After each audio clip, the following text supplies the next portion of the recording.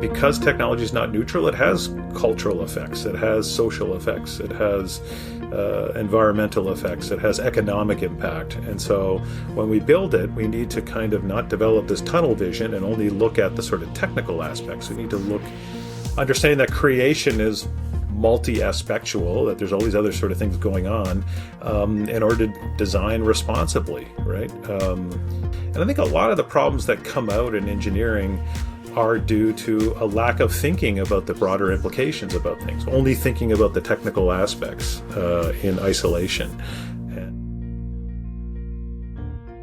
Welcome to What Would Jesus Tech? A podcast with someone working in big tech, that's Joel, and someone working in pastoral ministry, that's me. We're trying to help Christians imitate Jesus in our technological age. Today, we want to make sense of not simply why Christians should build technology, but how. How would an engineer or a designer do this? Our guest today believes that the Bible gives us design principles, you could say, that there is actually a ton of relevance in how the Bible talks about technology, how we should build buildings, design apps, even leverage AI. That is Dr. Egbert Schuurman. He is no longer a senior engineer, a project manager, or a design engineer he used to be. Like my co-host Joel, Derek actually got his engineering degree at the University of Waterloo, doing co-op and all that life there. But unlike Joel, after working in the industry, Derek went on to receive his PhD in electrical engineering. He's been the professor of computer science at Redeemer University and now Calvin University. I just say all this to get to the point that Derek really knows technology. He literally has patents, engineering patents in his name. But he also understands technology theologically. He's written a couple books.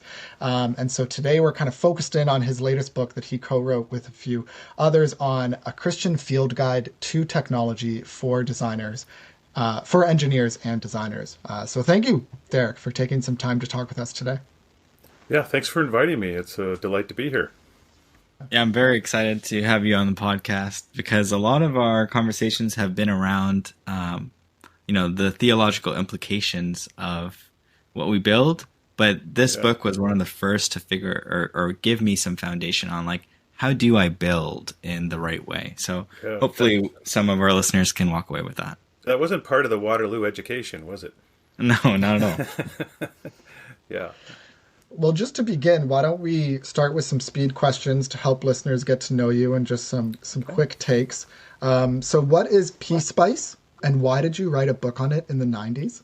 Oh, wow. Now you're reaching back. Yeah. Yeah, PSpice is a circuit simulation software. PSpice was a version for the PC, and I wrote a textbook, co-authored a textbook with my master's supervisor from Waterloo, Raymond Ramshaw, on a book about PSpice simulation of power electronic circuits, which was somewhat unique. PSpice was designed for integrated circuit analysis and simulation and design, and we were using it for power electronics, power MOSFETs and IGBTs and H bridges and three-phase bridges, things that are basically at the heart of electric vehicles and modern power electronics and infrastructure, to simulate and understand those things. And SPICE ended up being actually, even though it was made for integrated circuits, ended up being a really good program for doing power electronic simulation as well. So I wrote a book together with my master's supervisor on that because my master's degree at Waterloo was actually in the topic of electric vehicles, and that was before electric vehicles were cool. Interesting. And there wasn't any of the stuff that you find now. I mean, Waterloo's now got a huge infrastructure for electric vehicles and green vehicle design. And back then there was none of that. And I wrote a thesis about a simulation of an electric scooter. And this was before e-bikes and e-scooters and all that kind of stuff. And so I sort of had this dream of of building that stuff. But I was drawn more to teaching than working in high tech startups. So I eventually slid into teaching. But that was a dream of mine back in the day. Very cool. Yeah. Other quick questions. Do you prefer living in the U.S. or in Canada? Oh, I'm going to get in trouble here, but I think people will forgive me if they hear me say that I'm partial to my home country of Canada, partially because that's where all my family still resides. We have 4 children. They're all now in Canada. The youngest one's studying there, and the others are just starting their careers. But and that's where my parents are, and my siblings. So Canada is my home and native land. But I've appreciated the opportunity to teach and to write and have a little bit of a opportunity here in the States to sort of do my work further. There aren't that many Christian universities in Canada. You could count on one hand, maybe 2 hands, the number of comprehensive Christian colleges in all of Canada. Whereas I think within an hour's drive of Grand Rapids, Michigan, you've got about as many Christian colleges just in the neighborhood here. So it's a very different context for doing Christian scholarship. And that's one of the things I was drawn to. I wanted to do distinctively Christian scholarship in engineering. And that's not really recognized at a secular engineering school. You can't write books about faith and engineering and get tenure, as far as I know. So I'm really grateful for Calvin for being able to be in a place where they support and encourage and recognize Christian scholarship distinctly. So that's somewhat unique, I think. Mm-hmm. Yeah, and it just reminds me, like, there's a burden on my heart for the education system over here, and I know it's not part of this podcast, but maybe we can change that, where Canada isn't this place where there isn't that much opportunity. So and I would quickly add that the Christian colleges in the U.S., and there's other secular ones as well, believe strongly in liberal arts approach to engineering. So our engineers take philosophy, they take theology, they take Western civilization, they take history, they take social sciences, in addition to their heavy engineering load. So we have a fully certified, ABET certified engineering program. Our CS program, computer science program, is also fully ABET certified. But our students are still sort of ushered through a lot of liberal arts courses. So they actually, I think, are shaped a little bit more broadly, a little more holistically. And we can probably get into this later on. But when you create a technical artifact, it's not just a technical artifact. It's a cultural artifact. It has political, justice, environmental, all these sorts of things. And you need to be aware of those things. And if you're just learning bits and bytes, you can sometimes create a kind of tunnel vision. But I'm sure we'll get into that later on. Yeah. Are you related to Egbert Schuurman? Yeah, good question. Egbert was actually one of the people I started reading about faith and technology. He is one of the earlier figures. He's still living in the Netherlands. He's retired now. One of the early writers about faith and technology, I would say, going back decades. But the answer is no, although I have visited him and we do correspond, and he claims to have traced our family tree way back, and somewhere in the distant, murky past, we may be related, but not closely at all. But Egbert was an important figure in faith and technology dialogue, I think, especially in the Reformed tradition, going back to the the 70s and 60s and 80s. He sort of was a pioneer in starting the conversation. Very cool. Last quick question. I don't know if you can answer this one quickly, but what is a parapet and why is it so important? Oh yeah. We make mention of this in our book. It's one of the other authors who wrote that chapter. It's a railing, right? So Deuteronomy has this sort of curious verse where it instructs. I think it's Deuteronomy where it instructs that when you construct a house, make sure there's a parapet around your roof. And what's interesting is that's an indication that part of loving your neighbor is to build things in a safe way, so that your neighbor isn't exposed to dangers or to risks. What's also interesting is it doesn't say enclose your roof in a cage so that no one can possibly ever, defeat the safety mechanism. A railing you can still climb over, so it also implies personal responsibility, right? You're to build a railing to avoid people from accidentally falling, but people have to be wise and not climb over the railing or do anything else that would put themselves at risk. But it's an interesting verse because it just gives a hint at the fact that, when you're building, part of an ethical, biblical approach to that is to think about, the safety and well-being of your end user. So that verse is quoted in one of our chapters. Yeah. Yeah, and the book is specifically in the title. You know, there's lots of technology books written even generally for technologists, but this book, it says for engineers and designers. Why those two categories in particular? Yeah, if you look, there's been maybe this isn't the right word, but a glut of sort of books about, technology and faith over the last decade especially. And a lot of them are kind of in the category of, how your phone's changing you and how we need to be careful. And those are great. Those are prophetic. They let Christians know that technology is not neutral, that it has an impact on us. There's also classic books that go back to Jacques Ellul and Marshall McLuhan, these sort of media ecologists. And if you read only those books, you get a bit of a pessimistic view of what technology is about. It highlights a lot of the pitfalls and the troubles, which is correct. There are pitfalls and there are troubles with technology, and technology poorly designed can actually cause a lot of mayhem. So things can run amok. But the question is, well, if you read these as an engineer, the question is, how then shall we engineer, right? I mean, the question is, given all of these challenges in our technological society, how should we design so that things are better, so that we can be more thoughtful? And those books are more harder to find. And books more specifically that have practical sort of frameworks and advice for how you go about designing are even more rare. Egbert Schuurman, I think, contributed to that early on, but those books are relatively hard to find.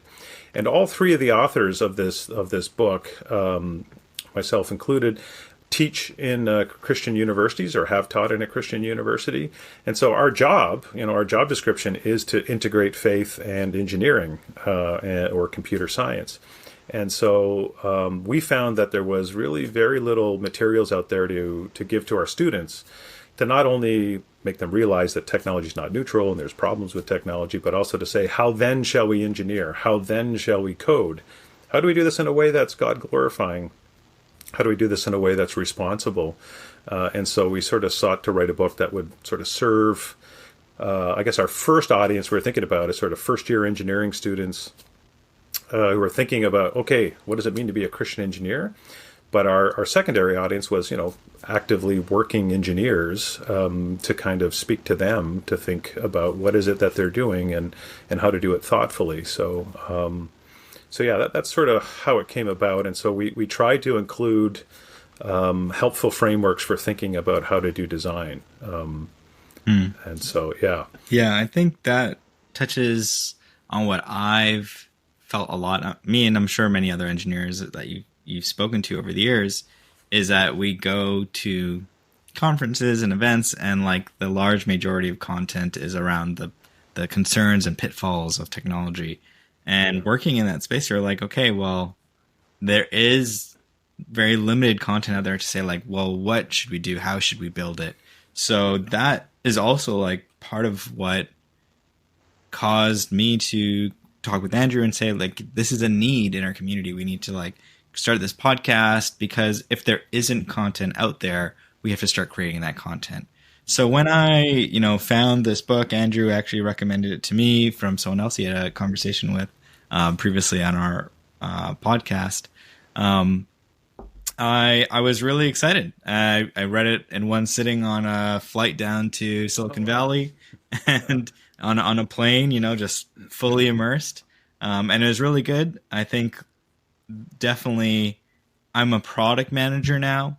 So while I do have an engineering background, my focus is on building products and how to build. So there's a lot of product management frameworks.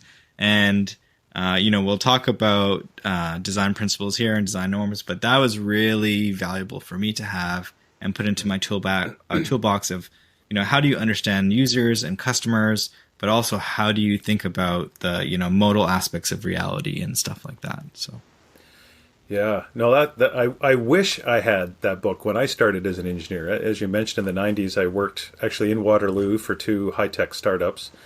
And I sort of struggled, how do I connect the dots between my faith? I was a committed Christian, but I'd never been taught, and I guess I had never encountered that many books that helped me to kind of think about how to put those two parts of my life together. I was a real, enthusiastic sort of tech person, and I was also very committed to Jesus, and so I didn't know how to connect those dots. So I wish I could teleport, the book back to me, my younger self.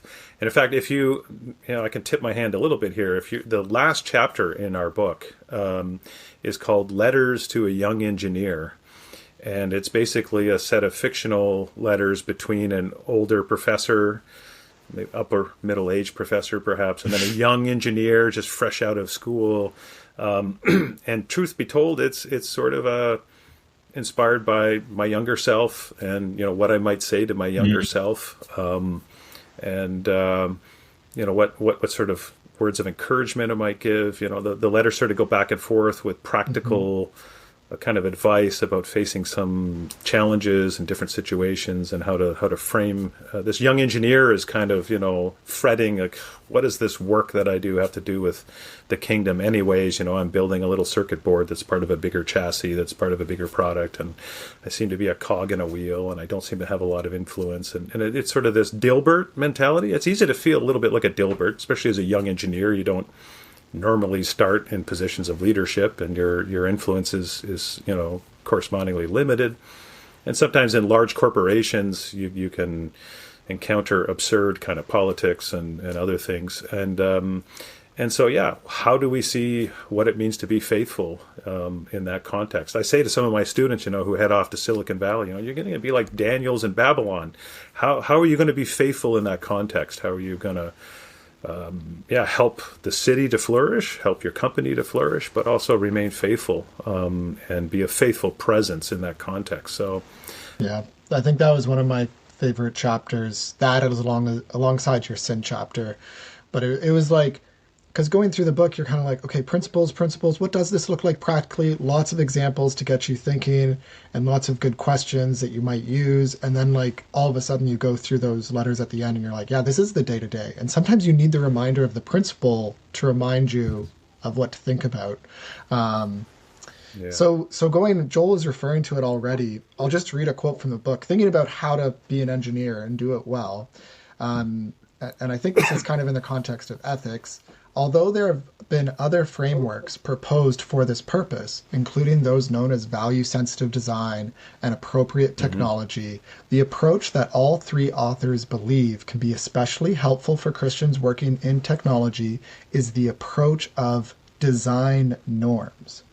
And so sometimes you're leveraging, responsible technology and talking about that. You're kind of saying at times, okay, well, there's a way to do this as a Christian using design norms that is going to be similar in some ways to your non-Christian coworkers, but it actually might go further in some ways. So can you help us understand design norms? What are they and why are they important? Yeah, so first of all, I would say that there's a lot of overlap between value-sensitive design, appropriate technology, and design norms. Design norms, I think, more explicitly come out of Christian worldview thinking and Christian philosophy and biblical themes. But design norms, I think, are generally recognizable by folks in the wider world as sort of just, these are good things to pursue, right, for design. But they start, we actually learned about them through Christian philosophical thinking. And so there have been Christian philosophers who've kind of looked at the nature of reality. Philosophers in an area called ontology look at what things are, and looking at aspects of reality. And one of the things that Christian philosophers begin with is the fact that all things cohere in Christ. So there's sort of this unity. But there's also diversity, right? God made each thing according to its kind. You can't boil all of creation down to one thing, right? And that's often a philosophical pitfall called reductionism, right? So materialism, for instance, says it's all about the random interaction of particles. That explains everything in the universe, and everything emerges from that. Or, in social sciences, you might, find people who hold to a behaviorism, right? It's all about stimulus and response, and that sort of explains everything. Or people in biology might be tempted to kind of have a very reductionistic view about how life emerges and so on. So the design norms, and then in computer science, let's just be explicit, that there is this new sort of ideology called dataism, that the whole world is nothing but data, and that everything can be explained by data, and that the only difference between a human being and a tomato plant is just different ways of processing data, right? It's very reductionistic philosophy. So this Christian philosophy says that all things cohere in Christ. So there's unity, but there's also diversity, that God made each thing according to its kind. And if we look at creation, we don't try to explain everything in terms of one aspect of creation. All of these things cohere. And so we have, aspects of creation like the biotic. You have sort of, numeric aspects of creation. You have sort of social aspects of creation. You have aesthetic, beauty as an aspect of creation, justice. These are all fundamental aspects of creation, and they can't be explained in terms of each other. So, feelings and emotions are not just chemical reactions. They involve chemical reactions, but they can't be just reduced to chemical reactions. Societal structures and so on can't be completely described with data. Data is one powerful aspect of creation. A lot of things have almost everything has a numeric aspect to it, right? We can count, how many people are on this podcast. We could actually store all the waveform magnitudes at every, millisecond in this talk, and the pixel brightnesses of every single part of our images here, but it won't capture the essence of the talk. Right? It's not reducible to just pixel values and audio magnitude waveforms, right? I mean, it's more than that. So it's a philosophy that's non-reductionistic. And so what comes out of that is you look at there's certain aspects of creation where actually human response is required, where humans respond to normative aspects in creation. Things ought to be a certain way. And so justice is an example. We can ignore norms in justice, but as Christians, we're called to exercise freedom and responsibility in areas of justice. And beauty and aesthetics, right? We can build things that are beautiful, or we can build things that are kind of ugly and frustrating to use. Transparency, we can build things that are clear and things that are that don't bear false witness, that sort of speak clearly about things, and or we can kind of obfuscate things, and we can make things difficult, or we can lie. So all of these sort of are areas where we exercise freedom and responsibility, and the design norms look at these creational aspects and say, okay, how do these things come into play when we build electronic products, or when we build software products, or when we build civil engineering, chemical engineering, engineering products. And so we give examples about how these different normative aspects come into play.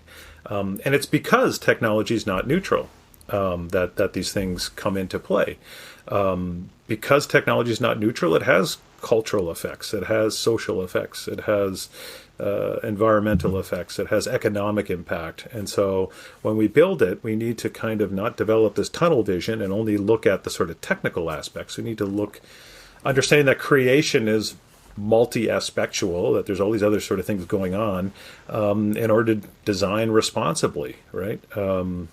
So that's sort of where it comes from. And then we sort of give this framework, and then we give sort of practical advice about how to think about these different things. And I think a lot of the problems that come out in engineering are due to a lack of thinking about the broader implications about things, only thinking about the technical aspects in isolation.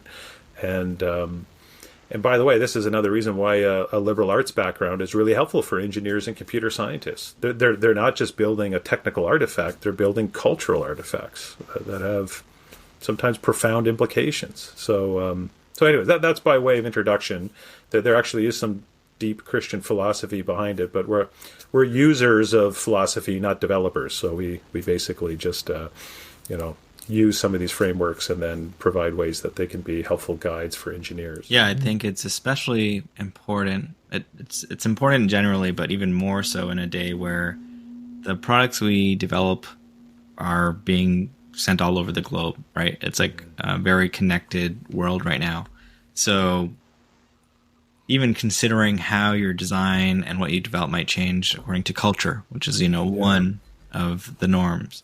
It's something that can easily be missed to someone who isn't as experienced in designing product, or even like as thoughtful in designing product. And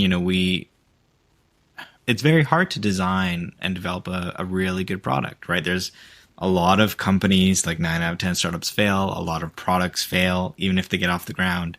So to design something really good, to look back and say, it is good, is a challenging task. And it does take a lot more than many estimate it will. So I think it's very helpful to have that understanding.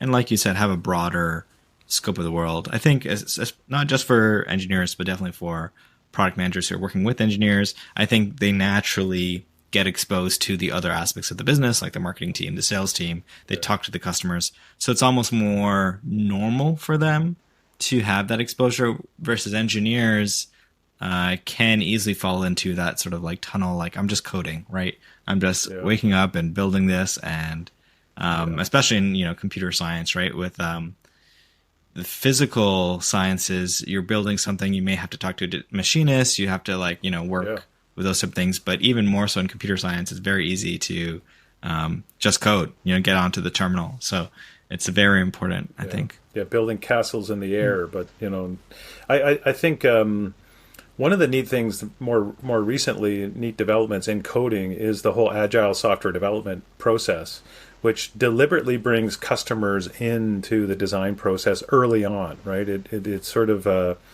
that this it iteratively brings in the customer to kind of give you feedback, brings in real users. User stories are a big part of the design specification. So it isn't just an engineer on an ivory tower kind of designing a product in isolation from all these other sort of constraints. I think Agile software development recognizes that the need for bringing in that more holistic sort of understanding, which is built into the design process. So some of these things we see, and in fact these design norms, I would argue, and in fact there are publications of people using the design norms that we've listed in this book in secular like IEEE publications, kind of showing how this. So for instance, there's a paper on using these design norms for a smart grid. What are the implications of the design norms for a smart grid? And people kind of look at these, and I think they recognize them because they're creational. So even if you deny a God, even if you deny sort of a religious framework, there's something about creation that sort of pushes back when you ignore these sorts of things, right? If you ignore sort of ecological aspects or aesthetic aspects or justice aspects, eventually there's consequences sooner or later. And so I think a lot of people, even people who don't share a Christian worldview, might be persuaded to kind of consider these different design norms because it's creational and it impinges on all of us. Yeah. And so I tell my students too that these are things you could talk about. Like don't quote Bible verses when you're working with secular coworkers, but bring a Christian worldview to inform the work that you do. And later on, when they see you as a trustworthy voice, you will be able to eventually give an account of of the faith that animates you. But a lot of these ideas, I think, can help companies to flourish. When we follow norms, then we bring shalom nearer. Is one way to think about it. Yeah, I've enjoyed reading Herman Bavinck recently and his distinction of Christian worldview and Christian vision, or there's worldview and there's world vision, and the Christian compass uniqueness. And the map. Yeah. Difference between a compass and a map. Yeah, the map being you see everything. A compass is just pointed in one direction. Exactly. And so Christians have a unique, thinking toolkit, because we have a worldview that encompasses everything, the analytical, the cultural, stewardship, justice. Yeah. We don't have to reduce it down to that one thing. Bavinck talks about the mechanical view, and you can kind of hear that in tech determinists of just like, we just need to tinker and then the tinkering will solve things. And you can just think that it's all about the tech. The tech is the most powerful. And Bavinck's like, no, you got to think about the organic. You got to think about these other aspects. And so there's a real beauty to the Christian philosophy of the world and how we build. Kind of pushing back, though, in one instance is like, since technology is really so powerful, thinking about that agile design, thinking about customer input, like AI, ChatGPT 5, is it going to be used on, like, can we really be testing that? Because it's going to have such negative impacts. Like, shouldn't there be more ethical considerations before launching? This is going back to an earlier point that you made. But it even came out in the book for me that I'm like, are we taking too positive of an approach to all the technology things? Like clearly the book is advocating for thinking deeply and reflecting deeply. And then it talks about Agile, and I'm like, well, isn't Agile like a problem? Isn't there flaws with Agile because of the way that we're just introducing dangerous tech to people who might not know how to use it very well? How would you respond to that concern? Yeah, that's a really good question. Really quickly, you mentioned Herman Bavinck, and a lot of the cool theologians nowadays are like, citing Bavinck. I want to be cool. I'm trying to fit in. No, it's a sort of this reemergence of Bavinck, which is really neat. And just as a quick aside, Herman Bavinck is closely connected to Herman Dooyeweerd, who is the person from whom we derived the set of aspects that inform our design norms. So the Christian philosophy and theology espoused by Herman Bavinck actually is a close cousin of the framework that we use, and comes out of the same tradition, same Reformed tradition that our design norms come out of. So seeing this sort of reemergence of Bavinck and other Reformed writers has been really helpful, because the neat thing about the Reformed tradition, and I'll lay my cards on the table, I come from a Reformed Christian background, is that we don't see the world in a dualistic way. We don't say, well, there's sort of like church and faith and prayer, and then there's sort of like, culture and engineering and technology, and never the twain will meet. It's sort of this dualistic worldview that seeks to separate these things. And the one, I think, neat contribution of Reformed Christian thinking is that we see that all of life, right, comes under the lordship of Jesus Christ, which is just wonderful, right? There's this famous quote from Kuyper, right? There's not one square inch over the whole realm of creation over which Christ, who is Lord of all, does not cry mine, right? Another professor here at Calvin University, Gordon Spikeman, used to say, nothing matters but the kingdom, but because of the kingdom, everything matters. And that sort of comprehensive Christian worldview was really exciting to me, because then engineering also matters. If every square inch matters, then engineering is a big part of that. And so it this notion that all of life, this cosmic view of Christ's redemption, is really exciting when we're working, when we're not pastors or theologians, but we're encouraged by that we can serve Jesus as a disciple in these other areas too. But you're also right. We have to be careful that we don't get carried away in a triumphalistic kind of way that, we're going to claim every square inch and so on. We have to realize that sin also comes into the picture. So, Herman Bavinck and others, talk about this Christian worldview, which is defined by the biblical narrative, right? Which is creation, fall, redemption, right? And new creation. And these things, I think, provide a bit of a balance to either overly optimistic kind of thinking or very, very pessimistic thinking. The creation story tells that technology's, part of the latent potential in creation. It's part of creation, so it's good. God called it good. But we don't stop there, right? Somewhere near the beginning, the human family fell into sin, and so the implications are that all human sort of cultural activities are also tainted by sin. The whole creation is groaning, and so we see technology also reflects that.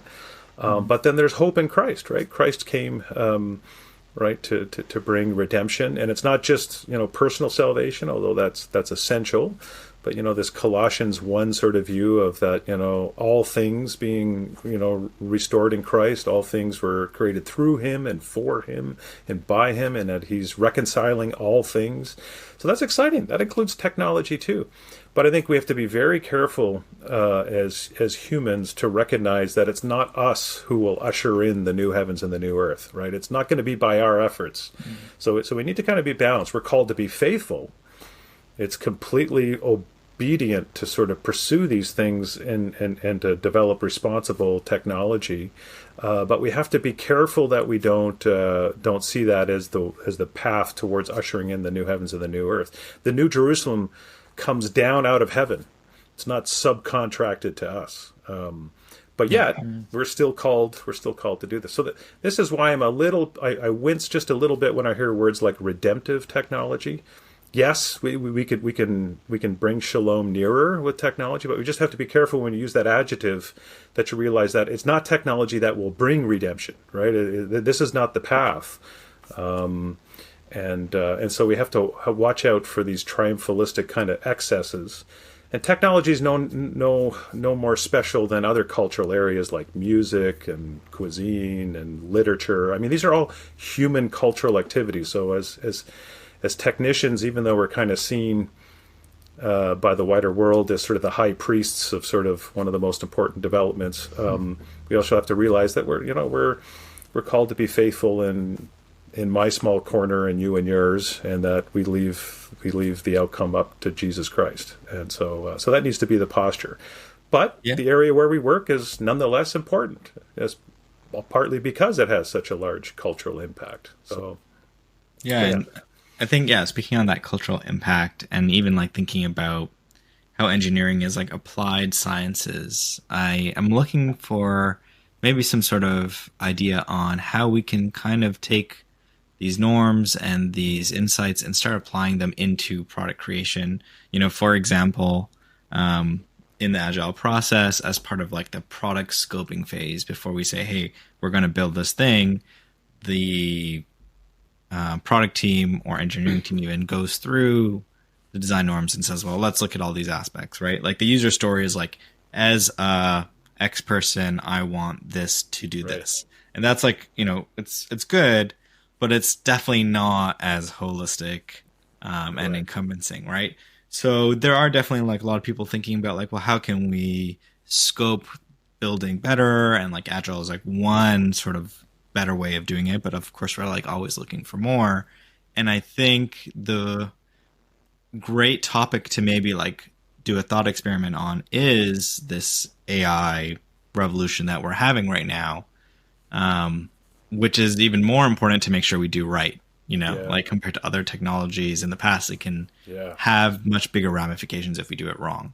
So do you have any kind of suggestions on what might be like, yes, we need to contemplate these things, but how can we really make that part of the process?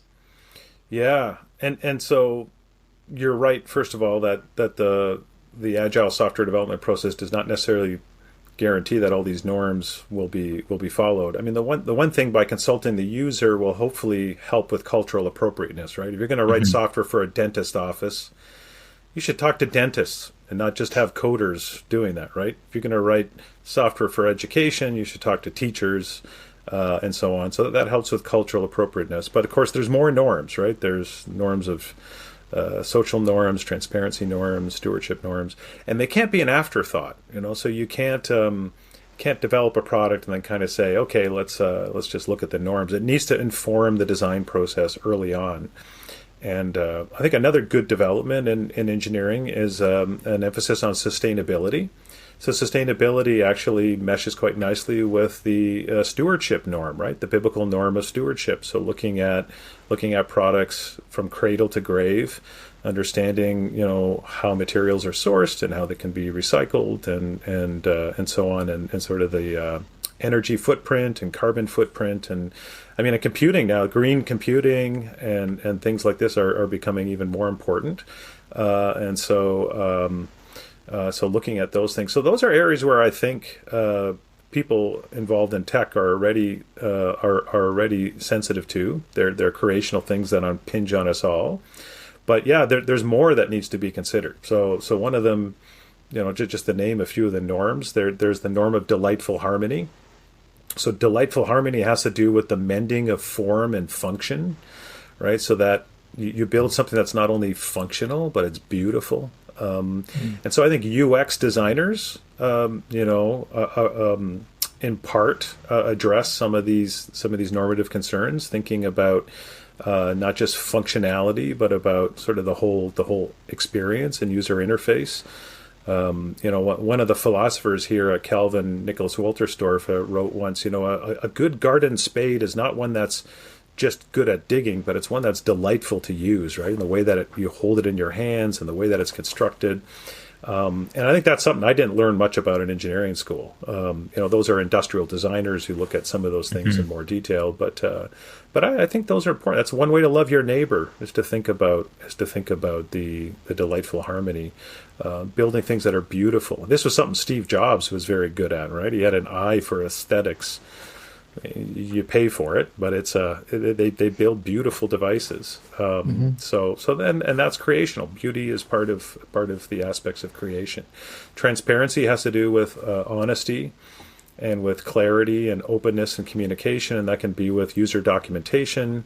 That can be with how we communicate with our customers or our coworkers. It also should inform our code. I have one colleague who talks to our students and talks about the importance of well-documented code as a way of showing hospitality to the poor soul who has to maintain your code, next year. I mean, well, I don't know what the numbers are exactly, but roughly 20% of the effort is spent in development, and the rest of the 80% are spent on maintenance. It's really important to kind of set a hospitable table to the poor person who's got to maintain your code. And so good documentation is a way of loving your neighbor too. And that's one aspect of the transparency norm. And then social norms, right? How do our technologies help us relate well to people, society? I mean, social networking has shown, how when these things are ignored, by driving people to come to websites for engagement only, the kind of destructive power that can have. And so that's something they should have thought about. I think there's more recognition now, right? The Humane Technology Project, the Social Dilemma. These are actually people in tech kind of going like, oh my goodness, what have we done, right? They're sort of taking a second thought and try to think about what does humane technology look like. So, a lot of these norms that I'm mentioning, we can actually work together with people who are not coming from Christian backgrounds, but to think about the common good and building technology that's more responsible and more loving. Another norm is justice. I think someone like, Cathy O'Neill, right, who wrote Weapons of Math Destruction, right, talking about data science and how bias and algorithms, and this gets to AI as well, right, how bias in our training data, even in algorithms, actually, how bias can actually bring injustice to certain populations and certain people, right? When it comes to who gets parole, who gets a loan, who gets a job, whose resume moves on to the next stage, all of these sort of things when they're automated can amplify bias, right? So that's the justice norm, right? Copyrights. ChatGPT, again, this whole argument about large language models and copyright, and generative AI in general. How do we give due to the people who've created the training sets from which these things are riffing off of, right, statistically speaking? So that's a justice issue. And I think as Christians, we ought to join that dialogue. And thankfully, there's places actually where we can join the dialogue. So, the IEEE has an ethics branch to it, groups. There's AI for good and data for good. There's actually these organizations that are sort of emerging, not necessarily in many cases not explicitly Christian or Christian at all even, but people kind of saying something's going on. We need to be thinking about our technology and how to do it well. I'm an advisor for another group called AI and Faith, and it's actually an interfaith dialogue between Muslims and Jews and Christians and other world religions to think about, can we have a conversation amongst ourselves and think about whether the world religions and can inform this conversation about how we build AI for good and what shape it ought to take. And so I think there's an awareness about this now, what shape that will take and what sort of shape these things ought to take in terms of regulations or practices, I think is what needs to be hashed out. But the fact that it's not neutral, I think everyone agrees, right? The fact that this technology is not neutral is actually a much easier case to make. And then the question is what do we do? And Christians need to talk to each other. So we need to have, churches, I think, need to be reflecting on some of this, and wise people within the Christian sort of tradition need to be speaking into these things, but also joining the wider dialogue. Joining the table with people from industry and government, and having a wider dialogue about how to do this well. I think that's that's what Christians need to do, is we need to lean in, especially Christians in technology. And I think, like you mentioned, having conversations with each other is a first step. But even, I guess a month ago I was speaking with Andrew. I'm like, what about the church and AI? And Andrew's like, well, don't you know there's actually this position that all these pastors have signed on what AI does? And I had, no visibility into that. And I think one of the challenges is if you go to your everyday engineer and you say the IEEE has this organization, there's almost this feeling of, well, I can't just send an anonymous or a random email. Who am I going to connect to? Right. So maybe it's, like you said, awareness, providing some of those links in this podcast so that people can take that action to be okay, I'm going to reach out to this. This is how I'm going to get engaged. This is how I'm going to connect, because that often ends up becoming this gap that people are well, I'm stuck here and it's too much effort. So I'm just going to go back to my day to day, which is already difficult as it is. I don't have the mental energy to push, which we should. Yeah. And that's why, podcasts like this and other organizations, I think, are helpful, because the church doesn't necessarily have the expertise to speak precisely into what shape AI algorithms should take, for instance, right? How to remove bias from training sets. I mean, pastors and churches don't have expertise on these things, and so in the Reformed tradition, there's also this distinction in churches about the church as an organism and the church as an institution. So the church as an institution is the pastor and the congregation and the local consistories and councils and so on. So that's sort of the church as an institution. And in Reformed thinking, they've often distinguished between the church as organism, which is the people who are shaped and equipped by the gospel story in the church, then to go out from the church and bring salt and light into all these different human cultural areas of expertise. And I think that we need organizations to help the church to navigate these sorts of things, right? To be able to bring together experts in bioethics and experts in AI and experts in all kinds of different human cultural areas, social programs and thinking. These are all things that require expertise. And so, but it's the church that forms people by the gospel story and then sends them out into these areas in order to be salt and light. I'm not so sure the church is equipped to speak about exactly what shape algorithms should take, but it can speak about justice, and it can speak about, loving your neighbor, and it can speak about and making sure that we're thinking about the widow and the foreigner and the and the orphan, and making sure that we're thinking about vulnerable people, and making sure that bias and so that when we build these sorts of things, we're thinking about vulnerable populations. So I find that distinction helpful.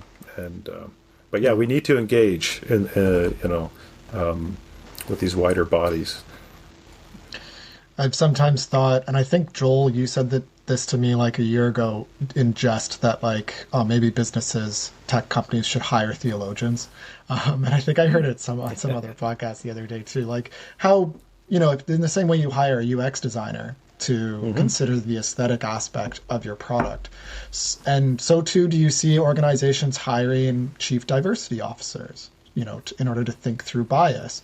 Well, so too might they hire a theologian in order to come in. And I appreciate you, Derek. I joined a Facebook group like a couple months ago. It was like AI and theology or something, and I see you engaging. Like you're doing this stuff. You're trying to interact and engage, and so thank you for that example.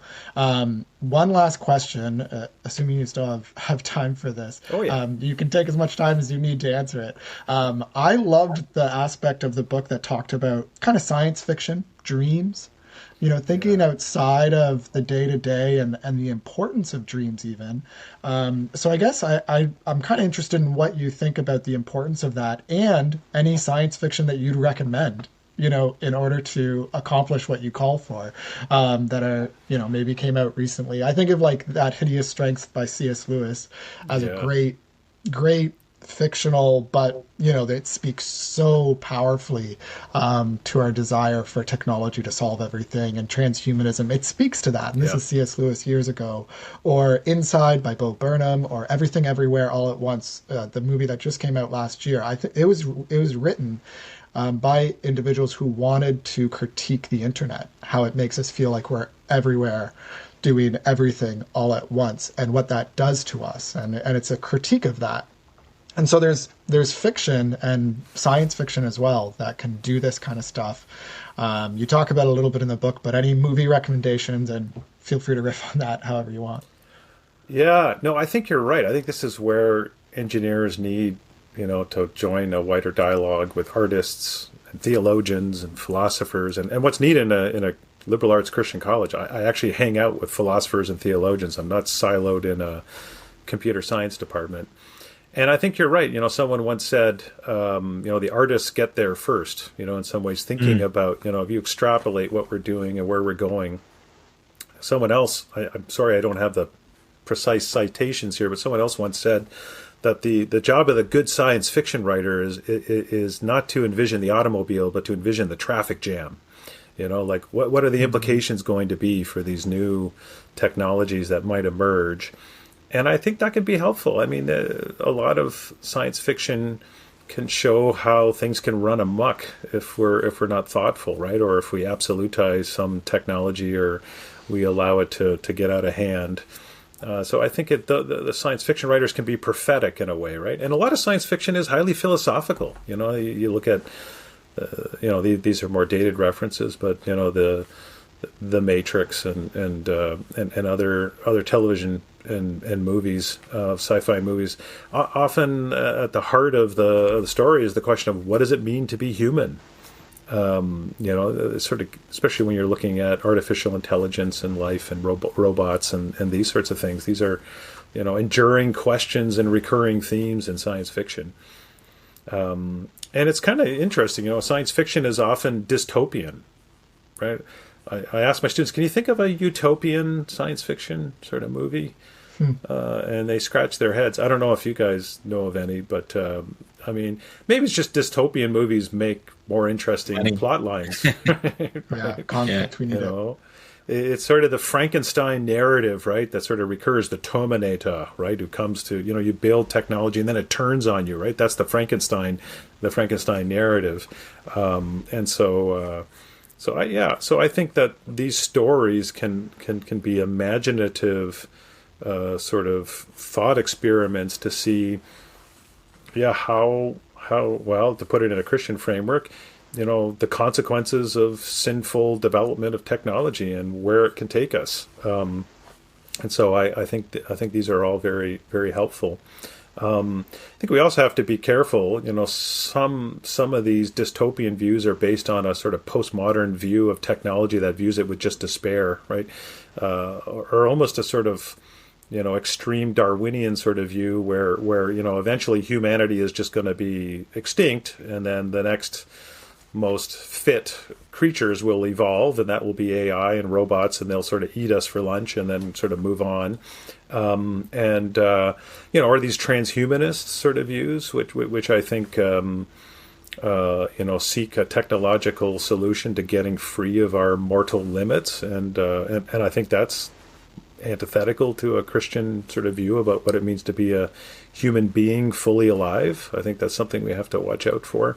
And the importance of our own sort of embodied and fleshed sort of incarnation, the importance of bodies, this idea of downloading your brain into a computer and living forever, that some people look to is not what we were created for, right? I mean, the biblical story has at its heart the incarnation of Jesus, who didn't send an email or a hologram. He came and he moved into the neighborhood, to kind of, quote Eugene Peterson's sort of opening to John, right? And I think that's real. That's an extraordinary endorsement of embodied human sort of physicality, and I think an early church heresy was actually Gnosticism, this idea that the body doesn't matter. And I think some of our technologies can slowly lead us into Gnostic ways of thinking, that the body really doesn't matter, right? It's so there's sort of worldviews sort of built into these stories and into some of these technologies that we just have to be aware of, and we need to be animated by the biblical story. That's where the church comes in.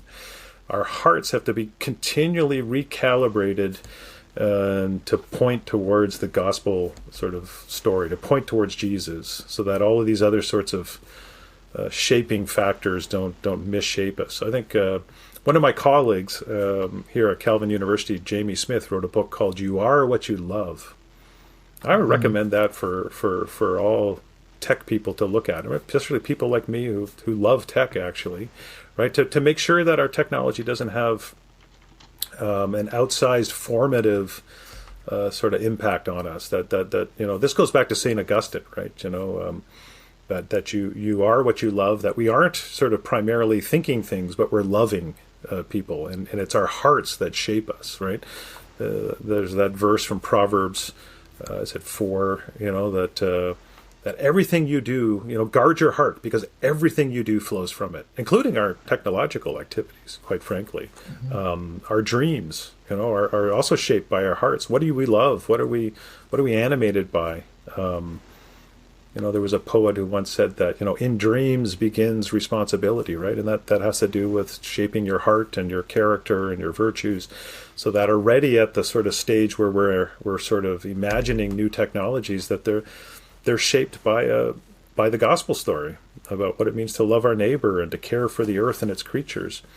To sort of cite another science fiction movie that I think is kind of cool, it's kind of a neat parable, is WALL-E, right, where we see human beings shuttled about in big lazy boy chairs and screens and sucking on Slurpees. They're just a shadow of a human being fully alive, right? And they've sort of destroyed the earth with pollution, and these robots are left behind to kind of do the housekeeping and clean up. And they're in these arcs. And what's curious about that is that the robots are actually more human than the humans, in terms of how they're portrayed. But the movie's kind of hopeful too, because it shows, at some point, they find a fledgling little green plant, and they go back and you see the possibility for the Garden of Eden and the responsibility and the stewardship that we were originally called to becoming, a possibility. And if humans respond to that, if they can, there's this one scene where the captain's wrestling control back from the AI that's sort of controlling the ship. Can we take responsibility, not offload that to machines, but take our core responsibilities? Then we can flourish as people again. So I think these science fiction stories can really animate us. Star Trek, I think, too, animated a whole generation of engineers and computer scientists. I was a bit of a Trekkie growing up, too.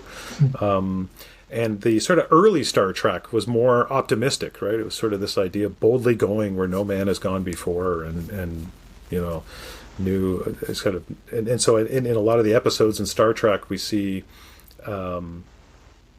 human beings by their wits and their technology kind of overcoming all of these obstacles and bringing peace and flourishing throughout the universe. I have a quote actually from one Star Trek episode in the Technology in the Future chapter, which sort of shows the worldview of Star Trek and Gene Roddenberry, which I found really interesting. You can find it in the Future chapter, but yeah, more recently it's been more pessimistic views of technology and dystopian sort of views. One sci-fi series that I'm watching right now, I don't know how it ends, so I can't really speak about it, but is the Silo. It's streaming on Apple TV. It's called The Silo, and it's this dystopian future where people are kind of holed up in a silo, and the outside world has been supposedly destroyed by environmentally destroyed and so on. And anyways, I'm only partway through the series, but it's that question about, how can human beings flourish? What does it mean to be human? And so science fiction is a wonderful way to kind of and to open up conversations with non-Christians actually too, right? Yeah. About what does it mean to be human? These are sort of the questions that underlie a lot of these good science fiction sort of movies and stories. Well, it's an imaginative book, but it's also a practical book. So, a Christian field guide, it really is a field guide. As we talked about, ways of thinking through design norms. There's a lot of questions in it, illustrations, ways that you might not think about the bicycle and electric cars way back 100 years ago. Oh, yeah. There's some cool nuggets of history in there that might change your perspective. And then there's also just some practical ways of thinking about how do we build. And I'll note, too, that there's another book that Derek has written, Shaping a Digital World, that came out a few years prior. So I haven't had the chance of reading through that. I heard you do a talk on it once at a Faith Tech gathering years ago, and you kind of went through the biblical storyline, again, like seeing creation, fall, redemption, consummation, like seeing all of those and not just one of those is very crucial to the Christian story, right? And we live out of that story. So yeah, thank you for your work. Thank you for joining us today. This has been a fun conversation. Yeah, thank you for having me. And I like, what would Jesus tech? I mean, that's the question. How then shall we engineer? This is an important question. And so I'm grateful that there's resources like this to help people think about what does it mean to live responsibly in this brave new world. So thanks for inviting me. Yeah, thanks, Derek. Really appreciate your work and, the inspiration you bring. Hopefully there's a whole new generation of builders and engineers who think about building in a more holistic and Christian worldview way. Yeah, may their tribe increase. Amen. Amen. So thanks for listening. This has been What Would Jesus Tech, encouraging you to use and build tech to find rest and to glorify God. Thanks for listening. Bye, everybody. Thanks.